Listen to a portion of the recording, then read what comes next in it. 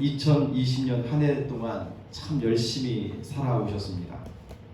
여러분 모두에게 수고하신 여러분 모두에게 진심으로 주님의 위로와 축복이 함께 하시기를 소망합니다. 우리는 지금 2020년 다사다난했던 한 해의 마지막 송년주일을 지내고 있습니다. 지난 1년을 돌이켜보면 없는 셈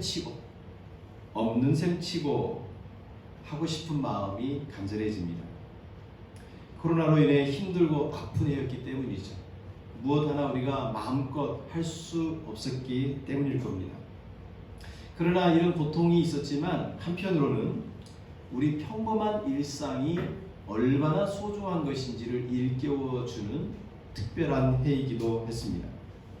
그렇게 생각하면 지금 우리가 살아가는 하루하루가 기적과 같고 축복이고 감사의 조건이고 이 평범한 일상도 주님의 은혜라고 고백할 수 있게 됩니다. 신앙생활도 그렇습니다. 기적과 같은 엄청난 축복의 간증도 참 축복이지만 늘 숨을 쉬듯이 평범한 일상 속에서 하나님과 동행하는 것만큼 소중한 것도 없다는 생각이 들어집니다. 성경에 기록된 많은 사람 중에 이 에녹에 관한 기록은 그렇게 많지 않습니다. 아브라함이나 모세, 다윗, 다니엘, 베드로, 바울과 같은 그 성경의 이름만 대면 알만한 위인들에 비하면 에녹에 대한 기록은 매우 허접할 정도로 빈약합니다. 오늘 함께 읽은 창세기에도 에녹에 관한 내용이 단 4절로 압축되어 있습니다. 하지만 에녹에 관한 기록이 짧고 부족하다 할지라도 에녹은 신앙의 본질인 하나님과 동행하는 삶이 무엇인지를 아주 강렬하게 보여준 인물임에는 틀림없습니다. 또한 창세기 5장은 오늘 우리가 읽었던 본문인데요. 창세기 5장을 보면 아담부터서 노아까지 이르는 이 10대에 걸친 족보가 기록되어 있습니다. 아담, 셋, 에노스, 게난, 마할랄렐, 야렛, 에녹, 무드셀라, 라멕, 노아. 그런데 여러분 이 10명의 인물들 중에 에녹을 제외하면 대부분의 사람이 900세를 훨씬 넘게 살았습니다. 제가 이걸 평균을 내보니까 에녹을 뺀 9명의 사람의 평균 수명이 912세였습니다. 이에 비하면 에녹은 365세를 향년을 살았으니까 평균 40% 정도밖에 살지 못한 비운의 사람이죠. 하지만 족보를 들여다보면 들여다볼수록 에녹이 얼마나 탁월하고 독특하고 아름다운 삶을 살았는지를 느낄 수 있습니다. 여러분 창세기 5장의 족보를 가만히 들여다보면 이 모두가 한결같이 일종의 공식, 족보 공식이라고 말하는 것에 다 이렇게 딱 틀에 짜여 있습니다. 누구는 몇 세에 아들을 낳고 살다가 죽었다. 낳고 살다 죽었다. 이것이 족보 공식입니다. 하지만 에녹에게는 이런 형식적인 족보 공식이 적용되기도 하지만 이 족보 공식에서 완전히 탈피되어진 독특한 부연 설명이 추가되어 있습니다. 바로 24절의 말씀입니다. 에녹이 하나님과 동행하더니 하나님이 그를 데려가심으로 세상에 있지 아니했다. 다른 사람에게 없는 하나님과 동행했다라고 하는 것을 강조할 뿐만 아니라 다른 사람에게 모두에게 있는 몇 세에 죽었다는 이야기가 없습니다. 이것은 누구에게도 없는 독특하고 특별한 매우 중요한 요소인 거죠. 에녹의 일생을 단 4개의 절로 압축하고 요약했지만 그럼에도 불구하고 에녹은 하나님과 동행한 사람이라는 점만큼은 꼭 전달하고 싶었던 것입니다. 그렇다면 에녹이 다른 사람의 절반도 되지 않는 짧은 인생을 살면서도 다른 이들과 비교할 수 없을 정도로 특별하고 아름다운 하나님과 동행하는 삶을 살게 된 비결이 무엇일까요? 에녹이 우리와 전혀 다른 그런 인물, 전혀 특별한 그런 인물이었기 때문이었을까요? 여러분, 그의 생애가 온전했기 때문일까요? 그는 한 번도 죄를 짓지 않았기 때문일까요? 아니, 그가 뭔가 좀 그 주변에 아주 특별한 어떤 일들, 평화롭고 안정된 삶이었기 때문에 그랬을까요? 교우 여러분, 성경을 보면 아브라함, 믿음의 조상도 실수하고 실패합니다. 때때로 하나님을 불신앙하는 연약한 모습도 나타납니다. 모세도 마찬가지입니다. 다윗도 마찬가지로 실수하고 실패합니다. 그렇다면 에녹도 우리처럼 육체를 가진 연약한 인간이었기 때문에 그도 실수하고 실패했을 것입니다. 우리와 비슷한 삶의 과정을 거쳤을 것입니다. 그럼에도 불구하고 에녹이 하나님과 동행할 수 있었던 비결이 무엇일까요? 이 부분에 대해서 성경은 이 간접적으로 에녹이 하나님과 동행할 수 있었던 그 이유와 근거를 간접적으로 알려줍니다. 우리 21절과 22절을 같이 한번 읽어볼까요? 시작. 에녹은 65세에 무두셀라를 낳았고 무두셀라를 낳은 후 300년을 하나님과 동행하며 자식을 낳았으며. 여기서 우리가 주목할 부분은 무두셀라를 낳은 후 하나님과 동행했다는 점입니다. 성경은 에녹이 처음부터 하나님과 동행한 사람이라고 말하지 않아요. 무두셀라를 낳은 후부터 하나님과 동행이 시작되었다고 기록합니다. 즉 에녹이 65세 이전에는 하나님과 동행하는 삶과는 약간 거리가 있었다는 의미로도 해석될 수 있습니다.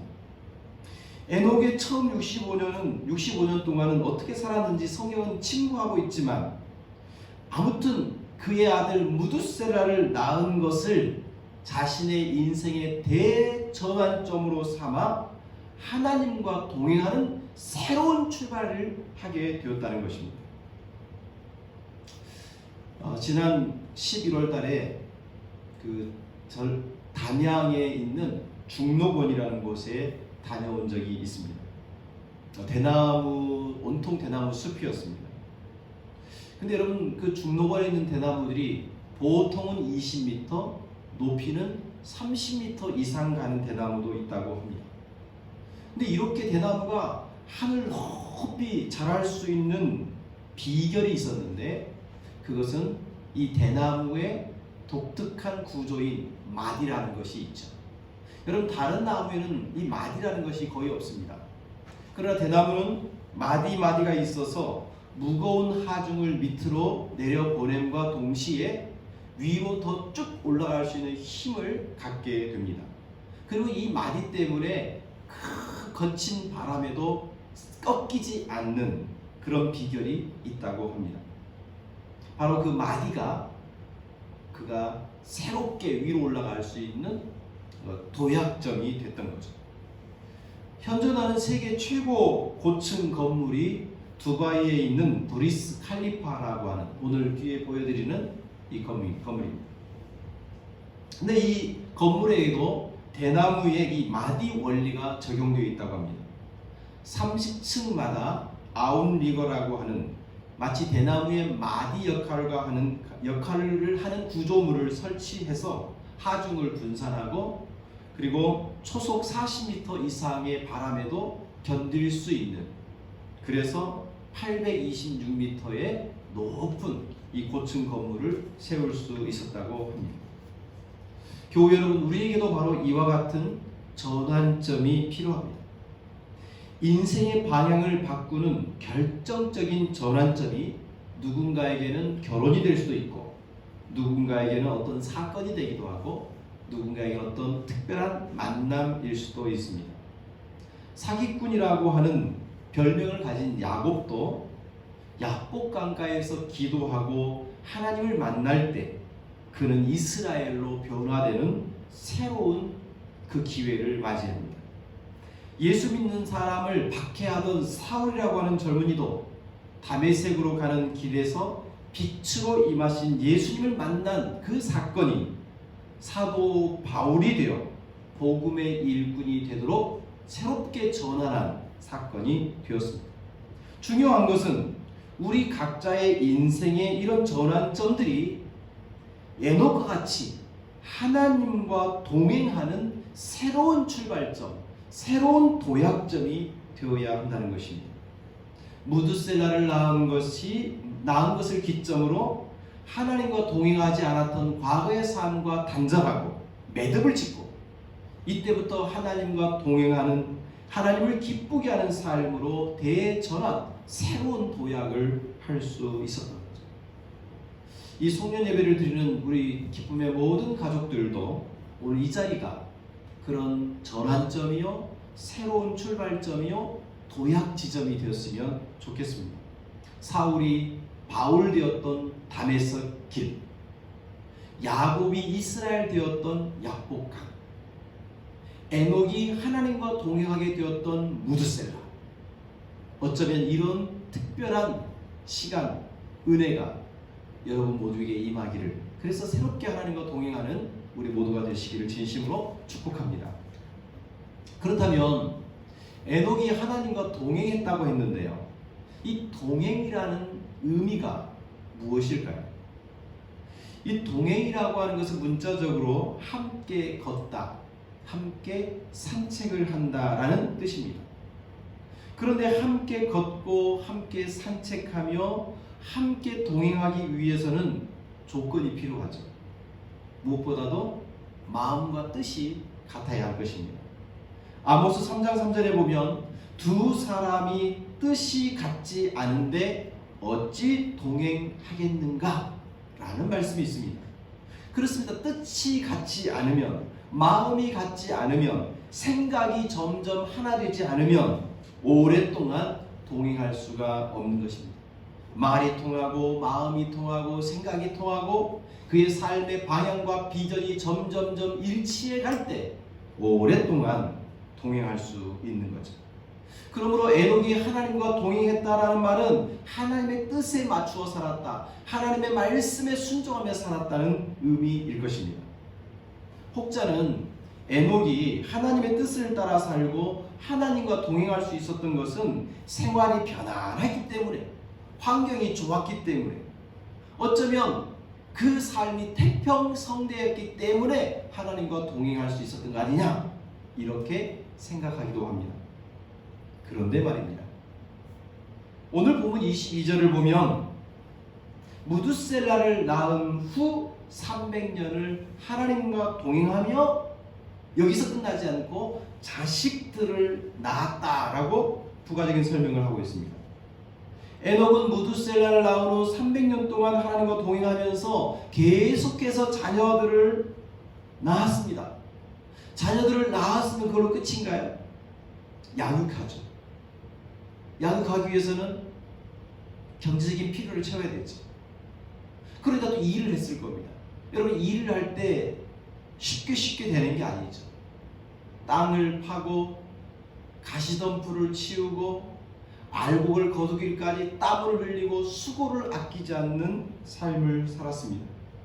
에녹은 사는 날 동안 계속해서 자녀들을 낳았고 아이들을 먹이고 키우기 위해서 일을 해야 했을 것이고 가장으로서 가정에 충실하게 생업을 하며 그들을 이끌었던 거죠. 말도 많고 탈도 많은 사람들과 부딪혀가면서 어쩌면 그런 일상의 삶 속에서 하나님과 동행했다는 것입니다. 어떤 이는 에녹이 하나님의 뜻을 따라 살고 하나님과 동행할 수 있었던 것은 세상이 평화롭고 사람들이 사납지 않고 생존 경쟁이 치열하지 않았기 때문에 하나님과 동행할 수 있었던 거야 라고 생각하기도 합니다. 그러나 여러분, 에녹이 살았던 시대의 상황을 보여주는 것이 창세기 6장을 보면 알게 됩니다. 이 창세기 6장 5절과 6절을 보면 여호와께서 사람의 죄악이 세상에 가득함과 그 마음으로 생각하는 모든 계획이 항상 악할 뿐임을 보시고 땅 위에 사람 지으셨음을 한탄하시고 마음에 근심했다라고 말합니다. 그래서 하나님은 이 죄악으로 가득한 이 세상, 온통 악한 것만 생각하고 계획하고 못된 짓을 일삼는 인간 세상을 심판하시고자 했던 것입니다. 그만큼 인간이 타락한 시대였어요. 바로 이런 타락한 시대 한복판에 에녹이 살고 있었습니다. 그러기에 에녹이 이 타락한 세상 속에서 주님의 뜻을 따라 살아가는 것이 녹록지 않았을 거예요. 에녹은 불교의 스님들처럼 출가해서 산속에서 돌을 닦으며 살지 않았습니다. 천주교의 신부나 수녀님들처럼 가정이 없이 수도원에서 은둔 생활을 하면서 고요한 중에 문제가 별로 없는 중에 하나님과 동행한 것이 아닙니다. 에녹은 온갖 악한 생각과 죄악이 가득한 타락한 문화가 몰아치는 세상의 한복판에서 하나님께서 자신에게 주신 자녀들을 키우면서 그들을 먹여 살리기 위해서 치열하게 경쟁하고 다투는 삶의 자리에서 하나님과 동행하는, 하나님을 기쁘게 하는 삶을 살았던 거예요. 그렇기 때문에 다른 이들에 비해 40%밖에 안 되는 짧은 인생을 살았음에도 불구하고 하나님과 동행한 에녹은 우리에게 강렬한 메시지를 주고 있는 거죠. 그렇다면 이렇게 어렵고 힘든 세상에서, 죄악이 막 넘쳐나는 세상에서도 하나님과 동행할 수 있었던 그 힘, 그 에녹의 그 내면에 어떤 힘이 있었기에 이 거친 세상에서도 주님과 동행할 수 있었을까요? 결론부터 말하면 그는 정말 신앙이 있었습니다. 세상의 끝이 반드시 오고 있다는 사실을 알았습니다. 그 종말론적인 신앙이 하나님과 동행하게 하는 힘이 되었습니다. 교회 여러분, 에녹이 인생의 전환점으로 삼았던 사건이 뭐라고 그랬습니까? 무두셀라를 낳은 사건이라고 그랬잖아요. 65세의 아들 무두셀라를 낳고, 그렇다면 그 무두셀라라고 하는 이름에는 독특한 의미가 있었습니다. 여러분, 무두셀라는요, 그가 죽으면 심판이 온다라는 의미를 가지고 있습니다. 무두셀라가 죽으면 세상에 종말이 온다, 그런 이름입니다. 우리나라식으로 말하면 아마 종말이 또는 심판이 이렇게 이름을 붙였겠죠. 그러니까 무두셀라는 그러니까 에녹은 아들 무두셀라를 키우면서 저 녀석이 자칫 잘못하여 죽게 되면 세상에 종말이 온다, 늘 그런 생각으로 살았던 거예요. 그러니까 여러분, 에녹이 그 무두셀라를 키우면서 어떤 마음으로 키웠을까요? 무두셀라가 좀 아프면 무슨 생각을 하죠? 아이고, 이러다가 또 세상 끝이 오는 거 아니야? 무두셀라가 높은 데 올라가서 점프를 하려고 하면 아이고, 저러다 다쳐서 제가 목숨에도 이렇게 되면 세상이 심판 오는 거 아니야? 그러니까 그 아들을 바라보고 아들이 성장해가고 아들이 커가는 동안 에녹은 늘 하나님께서 이 세상을 심판하시고 이 세상에 끝이 오고 있다는 사실을 순간순간 깨달은 거죠. 여러분, 아들의 이름을 심판이라고 짓고 아들의 이름을 종말이라 짓는 게 이게 정상적인 게 아니잖아요. 좋은 이름, 복된 이름을 지어주는 건 아닙니까? 그런데 자녀를 볼 때에 너는 심판이다, 너는 종말이다, 이게 쉬운 게 아니죠. 그러니까 그 자녀 이름을 그렇게 지을 수밖에 없었던 강렬한 동기가 있었을 겁니다. 쉽게 말하면 무두셀라를 낳을 때 하나님께서 에녹에게 뭔가 예언자적인 메시지를 준 거죠. 바로 이 세상에 끝이 오고 있다는 사실을 발견하게 한 것입니다. 하나님께서 이 무두셀라가 죽을 때에 세상의 심판과 세상의 종말이 올 것이라고 하는 메시지를 받은 거예요. 그 하나님의 말씀을 가슴에 심고 잊어버리지 않기 위해서 아들에게 무두셀라라고 하는 이름을 지어준 겁니다. 그리고 무두셀라가 살아가는 모든 날 동안 순간순간마다 하나님의 종말과 하나님의 심판이 있음을 기억하며 자신의 삶을 바로잡았던 거죠. 잘못된 것이 있을 때 즉각 회개하며 기도했을 것이고 하나님의 뜻에 맞춰 자신의 삶을 되돌리는 그런 지속적인 자기 개혁의 삶이 있었을 것입니다. 여러분, 에녹에 대한 성경에 많지 않은 기록 중에서도 우리에게 잘 알려지지 않는 곳이 있습니다. 바로 신약 성경의 유다서라는 곳입니다. 이 유다서에 보면 우리가 예전에 알지 못했던 정말 신앙이 기록되어 있습니다. 유다서 1장 14절과 15절의 말씀입니다. 아담의 7대손 에녹이 이 사람들에 대하여도 예언하여 이르되 보라 주께서 그 수만의 거룩한 자와 함께 임하셨나니 이는 뭇사람을 심판하사 모든 경건하지 않는 자가 경건하지 않게 행한 모든 경건하지 않은 일과 또 경건하지 않은 죄인들이 주를 거슬러 한 모든 완악한 말로 말미암아 그들을 정죄하려 하시냐. 여러분 이 말씀을 보면 주께서 수만의 거룩한 자와 함께 임하신다. 그리고 그분은 뭇사람을 심판하기 위해서 오신다. 경건하지 않는 자, 죄인들을 거스러 영원한 심판을 하시기 위하여 거룩한 그분께서 오고 있다. 여러분 여기서 말하는 에녹이 수많은 거룩한 자와 그분께서 오신다, 주께서 오신다라고 하는 것은 단언코 예수 그리스도의 재림, 심판주로 오시는 예수 그리스도를 예언한 것입니다. 그런 점에서 성경에서 예수님의 재림을 예언하고 있는 첫 번째 예언자가 바로 에녹인 것입니다. 에녹은 자신의 시대에 사는 동안 무두셀라가 죽으면 하나님의 심판이 온다는 것도 알았지만 그 너머의 먼 훗날 온 세상을 심판하시는 주님, 그분께서 다시금 찾아오실 거라고 하는 재림, 그것도 에녹은 하나님으로부터 메시지를 받은 거예요. 그러기에 주님께서 이 세상을 심판하시고 종말하실 그때가 우리의 삶에 점점점 다가오고 있다는 사실을 인식할 때 에녹은 하나님과 동행하지 않고는 견딜 수 없었던 거죠.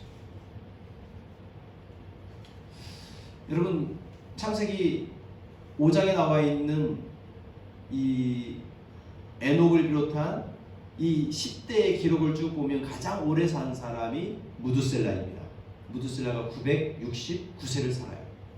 그런데 놀랍게도 그 창세기 5장에 기록되어 있는 족보의 그 향년의 연수들을 자세히 계산해 보면 무두셀라 969세에 죽었을 그때 노아는 몇 살이었는가?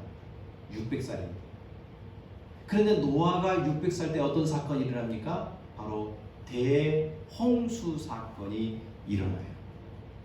그러니까 결국 에녹에게 주신 무두셀라가 죽고 나면 심판이 온다라고 하는 예언이 정확하게 성취되는 것을 알고 있습니다.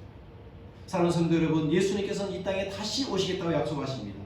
그때는 어린아이의 모습이 아니라 연약한 자의 모습이 아니라 온 세상을 심판하시는 심판주로 이 땅에 다시 오신다고 약속합니다. 에녹에게 무두셀라가 죽으면 심판이 온다라고 하는 그 예언이 성취됐던 것처럼 오늘 에녹이 말하는 주님께서 수많은 사람과 다시 오실 거라고 하는 이 재림에 대한 예언도 성취된 것입니다. 사랑하는 성도 여러분, 2020년 마지막 주일 송년 주일에 이 시간에 우리가 서 있습니다. 여러분 이 송년 마지막 주일이라고 하는 것이 여러분이 어떻게 다가올지 모르지만 오늘 이 자리가 새로운 도약점이 됐으면 좋겠습니다. 그래, 한 해를 시작하고 한 해를 끝내는 시간이 있는 것처럼 내 인생에도 시작점이 있었다면 언젠가 나의 인생에도 끝이 오겠지. 개인적인 종말의 시간이 오겠지. 그 종말을 기억할 때 내게 주어진 하루하루가 소중한 것입니다. 그 하루하루를 아름답게 살아야겠다고 결단하게 됩니다. 하나님과 동행하는 삶이 되어야 되겠다고 우리는 새롭게 결단할 수 있게 되는 것이죠. 성도 여러분, 오늘 말씀을 맺고자 합니다. 하나님과 동행한 사람 에녹, 그는 65세의 인생의 대전환점을 맞이합니다. 무두셀라를 낳은 것이 그의 인생의 전환점이 됐습니다. 그 전환점에 어떤 일이 있었습니까? 아마도 에녹은 심판에 대한 하나님의 계시의 말씀을 받았을 것입니다. 그리고 그 말씀을 무시하지 않고 그 하나님의 계시의 말씀을 가슴에 새기고 그 계시의 말씀을 아들에게 새겨서 아들을 키우는 내내, 아들이 성장하는 동안, 그가 살아가는 모든 날 동안, 그는 300년 동안 하나님이 곧 오신다, 심판이 곧 있다, 종말이 온다라고 하는 사실을 늘 기억하며 자신에게 주어진 시간을 마치 오늘이 마지막인 것처럼 최선을 다하여 하나님의 뜻에 맞춰 살아가는, 주님과 동행하는 사람이 되었을 것입니다. 에녹이 그렇게 하나님과 동행할 수 있었던 것은 세상이 편안하고 살기 좋아서가 아닙니다. 오히려 세상에 가득한 죄가 어느 한순간 에녹에게 오염시킬 수 있는 그런 고통의 시간이었습니다. 죄가 가득한 세상의 한복판에서도 일상의 삶 속에서 일을 하고 또 자녀들을 키우고 양육하는 그런 일상의 삶 속에서도 하나님과 동행할 수 있었던 것은 주님께서 오신다, 주님께서 다가오신다, 나의 인생을 심판하시고 나의 인생을 결산하실 그분께서 점점점 다가오고 있다고는 종말론적 신앙으로 순간순간 죄와 욕심과 싸워 이기는 삶을 살았을 것입니다. 사랑하는 우리 기쁨의 가족 여러분, 오늘 우리도 이 시간부터서 인생의 새로운 전환점, 도약점이 마련됐으면 좋겠습니다. 2020년 마지막 송년주일, 우리 인생에도 마지막이 온다는 사실을 기억합시다. 그리고 2020년 한 해 동안 정말로 힘들고 어려웠지만 이 고통의 시간 속에서 우리를 지켜주시고 보호해주신 하나님께 감사를 드렸으면 좋겠습니다. 그리고 우리 인생에도 끝이 온다는 사실을 명심하고 오늘 우리에게 주어진 순간순간 우리의 삶의 자리를 하나님과 동행하는 도약판의 시간으로 만들어가기를 소망합니다. 그리고 우리에게 새로운 날들이 주어질 때 언제 어디서나 그리스도인으로 살아가기 위해 믿음의 결단을 내렸으면 좋겠습니다. 에녹이 하나님과 동행했던 것처럼 우리도 하나님과 동행하기 위해서 매일 기도로 시작하고 기도로 하루를 마무리 짓는 그런 삶을 살겠노라 결단했으면 좋겠고요. 매일매일 하나님의 말씀을 읽고 연구하고 묵상하는 시간을 한 번쯤 꼭 가져야겠다, 그렇게 생각하는 우리가 됐으면 좋겠어요. 그리고 우리가 살아가는 날 동안 나만을 위해서가 아니라 나 외에 다른 이들을 향하여 사랑과 또 따뜻함을 전해주면서 나보다 그를 조금 더 사랑해보자 하는 사랑의 열심을 품으며 살아갔으면 좋겠습니다. 오늘부터 하나님과 동행하는 믿음의 사람 되시기를 진심으로 축복합니다. 기도하겠습니다. 하나님 아버지, 2020년 한 해를 마무리 짓는 송년주일을 지내고 있습니다. 시작이 있다면 끝이 있는 것도 자명한 이치임을 깨닫게 해 주십시오. 우리 인생을 살아가는 모든 과정을 언젠가 평가하시고 심판하실 그분이 내 인생에 다가오고 있음을 깨닫게 하시고 주님 앞에 서는 날 부끄럽지 않았노라 말할 수 있도록 이제부터 주님과 동행하기를 힘쓰는 우리 성도 되게 해 주시기를 원합니다. 참 2020년 정말 힘들었습니다. 이 힘들었던 시간을 끝내주시는 주님, 우리 인생에도 고난과 역경과 슬픔이 가득하지만 주님 오시는 날 모든 고통은 사라지고 참된 안식과 평화와 주님이 주시는 복의 세계로 우리를 이끌어갈 줄로 믿습니다.